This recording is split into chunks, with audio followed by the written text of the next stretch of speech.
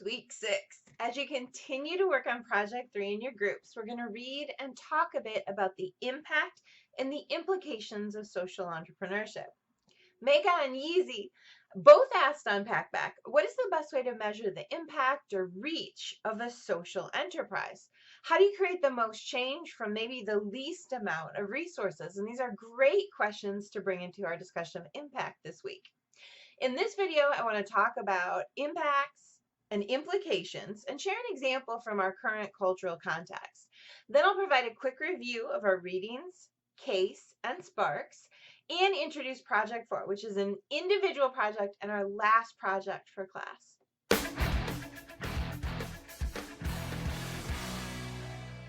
We're going to spend some time with Ben & Jerry's. But first, I want to point out a couple of the social entrepreneurs that you highlighted and wrote about for Project 2. Blair wrote about Veronica Scott, who designed the Empower coat and model. The coat triples as a coat, a sleeping bag, and a shoulder bag. Scott hires homeless people for production, and the model is that during a 40-hour work week, 60% of the workers' paid work is for production of the bags, and 40% are used to engage employees with services that include but aren't limited to getting a GED, studying financial health and wellness, accessing therapy or counseling, and more. Kaylee wrote about Jarrell Coleman, the founder and CEO of DC Design, which is a social impact design firm. The firm uses the methods of human-centered design to address social problems, including rethinking aspects of the foster care system, retooling our criminal justice system, and more. Several of you, including Xiaowen, Guang Hao, Yi Yunshan, and Zuri, wrote about Scott Harrison, the founder of Charity Water, which is a nonprofit that leverages entrepreneurial approaches to raise funds, which they then allocate. Charity Water has funded more than 50,000 projects and provided water access to more than 11 million people in 28 different countries. Taylor profiled Alicia Garza, one of the 3 founders of Black Lives Matter, arguing that although Black Lives Matter is a nonprofit, Garza herself leveraged entrepreneurial approaches like branding and marketing to gain attention for the organization and its causes. Dylan wrote about Lee Catherine Bonner, who helps businesses integrate beehives into their urban offices. Sophie and Yi wrote about Jack Ma, perhaps most famous for founding Alibaba. Once he found success as an entrepreneur, he turned to social problems. He personally helped pay for more than 1,000 ventilators to be delivered to New York City in April, and his foundation is sending ventilators, masks, and other supplies to Africa, Latin America, and Asia to help battle COVID. Xin Yu wrote about Brendan Babenzian, a fashion designer who launched Noah, a company committed to intelligent consumption. One of their commitments is to ethical production of clothing, including living wages for workers and the use of sustainable fabrics. And over to Ben & Jerry's. A video that stuck with me since I first saw it is one where Ben Cohen, one of the founders of Ben & Jerry's, partnered with an organization called True Majority, which he also founded, to engage in anti-war activities and capitalism education actions. In 2010, they produced this video. We've got a picture. Hi, I'm Ben Cohen, or a reasonable facsimile thereof. I started Ben & Jerry's, but there are some things in life that are even more important than ice cream. So now I'm working with TrueMajority.org, over 300,000 of us that are taking America back from the current craziness. Here's one of the things we're working on.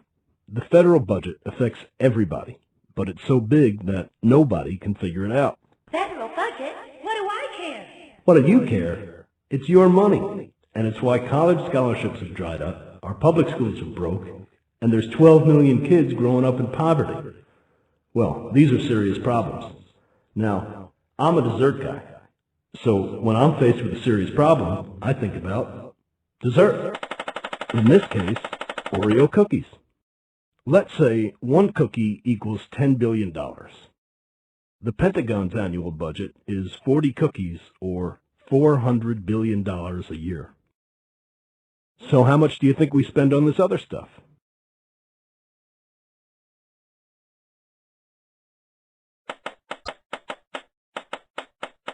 Not much. And that's why our schools don't work and children are left out in the cold. The government makes it sound like it's impossible to solve these problems. but it's not. Here's how we could do it. Just take 5 cookies a year off this pile. Use 1 cookie to rebuild our schools, 1 to eliminate our need for Mideast oil, and 2 to feed all of the 6 million starving kids around the world. Then take the last cookie, you've all done this before, and use half to provide health insurance and a quarter to provide Head Start for every kid that needs it. You can eat the other quarter cookie, but remember, that's $2.5 billion. Try not to choke. In 1978, Ben & Jerry's began when 2 guys took a $5 by-mail class on ice cream making from Penn State and got $12,000 in starter funds and opened a shop in a gas station in Vermont. In 1985, the Ben & Jerry's Foundation was established and the company allocated almost 8% of their annual pre-tax profits to fund community-focused projects. In 2002, Ben & Jerry's released One Sweet World, a flavor in partnership with SaveOurEnvironment.org, and for which the proceeds primarily went to the organization.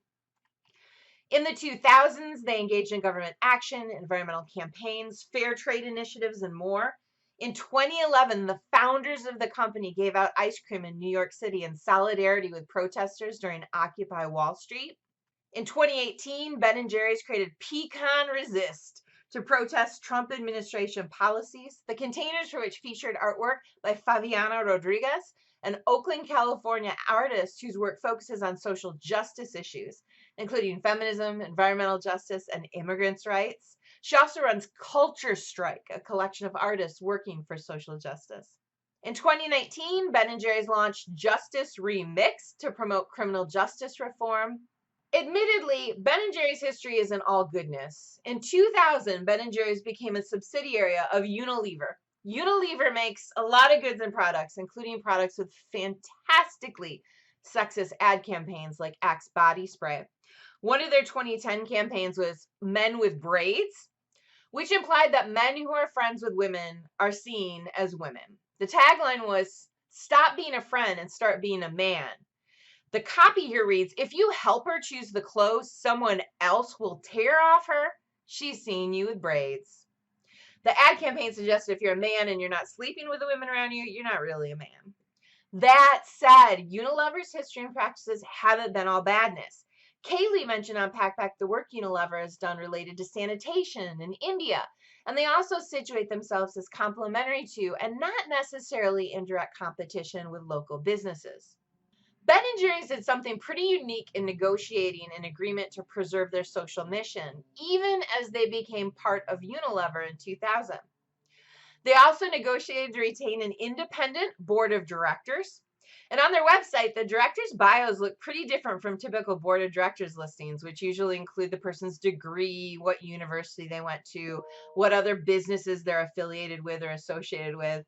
On the Ben & Jerry's board of directors site, they include favorite music, favorite books, an NPO or social environmental cause the person is associated with. Here, board member Darren Dodson notes that his commitment is to business justice, a term he coined to describe what I think is an extension of social justice, where business leaders embrace people's hearts, minds, and resources to achieve justice, peace, and freedom. I know of no other major company as transparent about its values, vision, and processes, or as activist in its nature as Ben & Jerry's.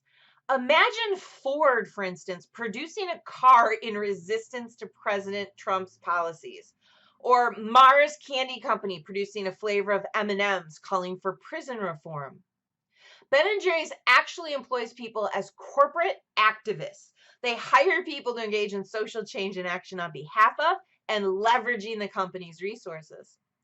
Ben & Jerry's has supported racial justice for a long time as a company, but gained a lot of attention in the last couple weeks when they came out with perhaps the most powerful and pointed corporate written statement about the killing of George Floyd and our cultural context of white supremacy.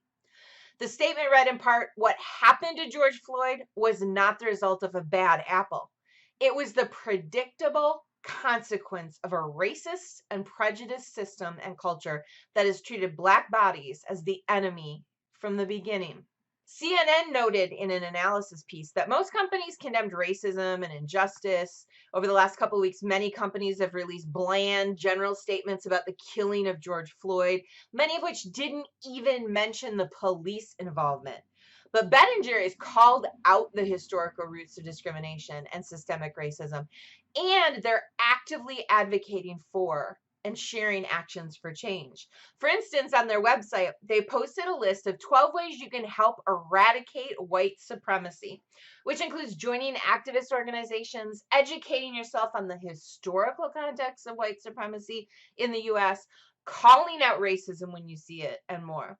And one of the most powerful parts of their statement for me was that they called on Congress to pass H.R. 40, a bill that would create a commission to study the effects of discrimination since African slaves first arrived in North America in 1619. In January of 1989, John Conyers, a Michigan Democrat who served as U.S. representative until 2017 and who died in October 2019, introduced H.R. 40, and he reintroduced it every year to Congress until his retirement. According to an article from change.org, the number of the bill, 40, was chosen as a symbol of the 40 acres and a mule that the U.S. initially promised freed slaves. This unfulfilled promise and the serious devastation slavery has had on African American lives has never been officially recognized by the U.S. government. As Ben & Jerry's noted in their statement, we believe H.R. 40 is our best chance to finally come to terms with the full history of our country's founding. By looking closely and honestly at the truth of slavery and its long legacy, we will finally be able to live up to our founding principle that all people are created equal. Is Ben & Jerry's the ideal example of social entrepreneurship? I don't necessarily think so. Some of the people and organizations that you chose to profile for Project 2 are maybe better examples. But also, maybe there isn't one ideal model for social entrepreneurship. I think the founders of Ben & Jerry's came to their social mission after they experienced entrepreneurial and profit success. The business wasn't necessarily founded on social good. And as we've read and learned in class, most social enterprises today have social good right up front in their mission from the beginning.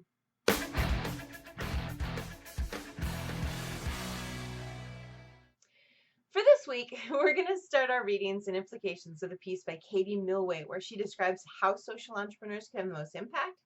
We're also going to read a piece by Allison Moore, which was published here in town in Capital Gains and includes an interview with Paul Jakes, who I mentioned earlier in class. He runs The Hatch.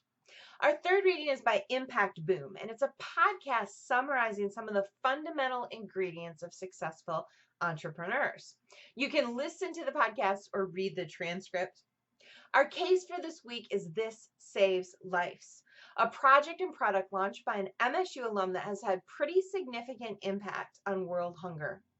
All three of this week's sparks offer principles and ideas for you to consider as you continue to work on Project 3. Our first spark is a set of ideas, designs, and theories from a book called Make Space. Our second spark is a brief piece about a creative house built to facilitate entrepreneurship. And our third spark is a piece that showcases 40 inspiring workplaces of the famously creative. Again, the sparks for this week offer some good examples and ideas you might want to redesign for social entrepreneurship and consider integrating into your Project 3 presentation. Your group's project presentation is due this week, Sunday, by noon Eastern. That's June 21st. Uploaded to D2L. One of your group members should be responsible for submitting your final presentation by noon. I know you're in the midst of Project 3, but next week, week 7, is our last week of class, and Project 4 is due by noon Eastern this coming Friday, not Sunday, because class officially ends on Thursday, by Friday at noon. For Project 4, you're going to work individually and produce an essay. The purpose of the essay is for you to identify a need, issue, or problem in your community and suggest a social entrepreneurial approach to addressing that problem. You can find the complete Project 4 assignment posted to D2L, and I've included 2 examples of work that received an A for the assignment, if it helps to see examples. To get started, you want to identify a community. Think about what needs they have or issues they might be facing. Focus in on one specific issue. Brainstorm and research an entrepreneurial approach to addressing that need or issue, and then start writing your essay. I live just south of Riotown in Lansing. I love to fish, and a social issue that concerns me relates to the health of the river system in and around Lansing and the health of fish. River health is a significant environmental and, I would argue, social issue. People throw trash in and around the river and don't recognize the impact on the larger watershed. A lot of people who fish in the river don't know how to handle fish safely and respectfully. I want to open a new business in Riotown called Hook and Ladle. I've already specced out a good place to build. The business will be a takeout soup restaurant and tackle shop. It sounds weird, I know. But if you're out in a boat or onshore fishing all day, you need something to eat. And soup can be healthy, nutritious, filling, and easy to carry. Hook and Ladle will offer a range of soups with a set price of $5 for up to 32 ounces. You can bring in your own container, or we'll have biodegradable containers you can get soup in. Our signature soups will be a cherry chicken made with dried Michigan cherries and a tomato basil bomb with Michigan tomatoes. We'll also have a small bait shop on premises, so you can get your meal for the day and your fishing gear in one place. That's the entrepreneurial aspect of Hook and Ladle. The social mission of the shop is that we'll host fishing clinics right behind the shop on the Grand River once a month for people to learn about things like Grand River fish species, casting and catching techniques, and how to carefully catch and release. We'll also host once a year a Grand River lobster boil where we'll trap and broil Grand River crawfish and cook them up with Creole seasonings, potatoes, corn, and sausage from a local Lansing farm. The proceeds of the boil will go two places. First, donations to river conservation efforts and local organizations. And then second, we'll also donate funds for kids in Lansing to get fishing equipment and fishing licenses. The goal of Hook and Ladle is to sell really good soup. The mission of Hook and Ladle is to contribute to the angler culture of the Lansing area and protect and preserve the health of the Grand River and its fish inhabitants. So that's my idea for Project 4. For my essay, I want to write up the idea with more information and details about, for instance, the importance of river health in Lansing specifically. I'll write up some business details that I've included here, talking about the entrepreneurial aspects of the idea and the social good focus. And I'll probably conclude my essay by talking about the potential impact my idea might have. Project 4 is our capstone project. There's no final exam for class. This is the final work you'll do and submit for class. I'd encourage you as you get started, review your notes, skim across our class readings, and draw specifically and explicitly on class ideas and topics to help you think about and then to integrate into Project 4.